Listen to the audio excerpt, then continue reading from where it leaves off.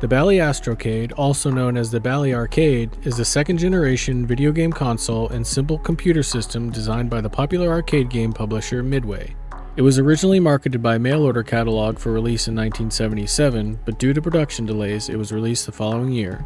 The original cost was $299, which is well over $1,300 today adjusted for inflation. The machine was renamed the Bally Professional Arcade by the time it shipped, but it had little retail exposure outside of computer stores. That year, Bally decided to leave the market, and a corporate buyer from Montgomery Ward stepped in and bought the rights to the console and sold it as the Bally Computer System before finally changing its name to the Astrocade in 1982.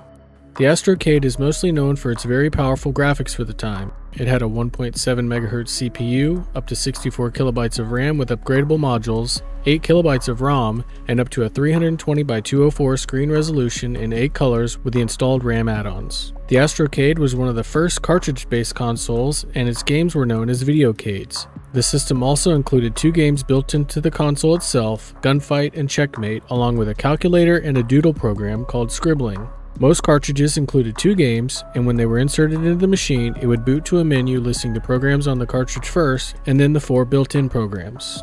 On the front of the unit was a 24-key hexpad keyboard used for selecting games and options, as well as operating the calculator. On the back were a number of ports, including connectors for power, controller ports supporting up to 4 controllers, and an expansion port. On the top rear of the unit was an empty space that could be opened to store up to 15 game cartridges. There were a total of 28 games released for the Astrocade, including many popular arcade classics like Space Invaders, Galaxia, Seawolf, and Grand Prix Demolition Derby. When purchased in 1981, the Astrocade also included a basic programming language cartridge so that the user could use a simple line editor to program in the basic language. Programs were entered via the calculator keypad with a plastic overlay displaying letters, symbols, and basic keywords. These were selected through a set of 4 colored shift keys on the keyboard.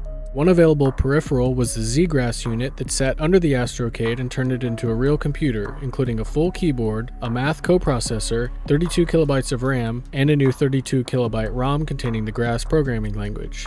The unit also added I/O ports for a cassette and floppy disk, allowing it to be used with CP/M, which is a DOS-style operating system at the time. The Astrocade was a pretty successful system, but the video game crash of 1983 brought an end to this area of video game consoles, and the company discontinued production later that year. This video was a segment from my Iceberg documentary on every single video game console ever made, so if you're into that sort of thing, you should definitely go check it out. You can follow me on all social media at IcebergDocs. Like, subscribe, click the links in the description. Thanks for watching, and I'll see you in the next one.